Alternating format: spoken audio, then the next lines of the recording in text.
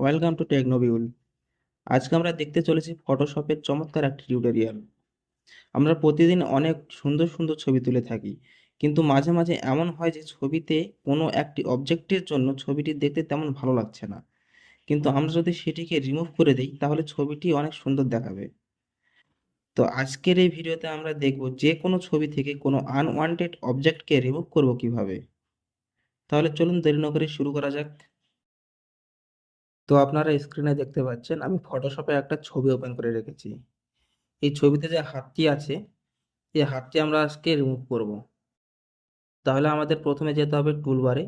Toolbar থেকে object selection টুলটি select করতে হবে এবং তারপর ছবিটিতে এই যে হাতটি আছে ততদূর ততদূর পর্যন্ত আমাদের সিলেক্ট করে নিতে হবে।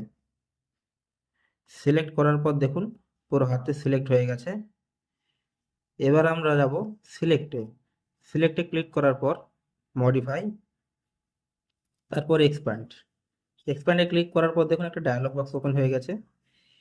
এখানে আমরা এক্সপ্যান্ড বাই 10 পিক্সেল করে দিলাম, তারপর ওকে প্রেস করলাম। দেখুন ছবিটিতে এক্সপ্যান্ড হয়ে গেছে এটা।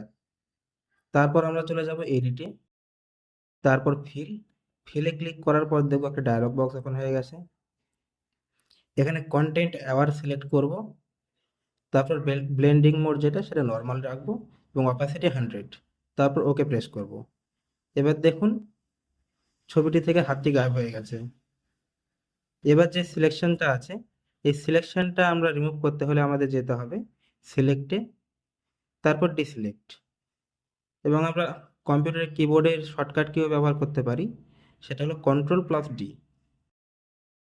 তো আশা করি আপনারা সকলেই বুঝেছেন আমরা যে কোনো ছবি থেকে কোনো অবজেক্টকে কিভাবে রিমুভ করব। তো ভিডিওটি যদি আপনাদের ভালো লাগে তাহলে অবশ্যই লাইক করবেন এবং চ্যানেলটি সাবস্ক্রাইব করে পাশে থাকবেন। ধন্যবাদ।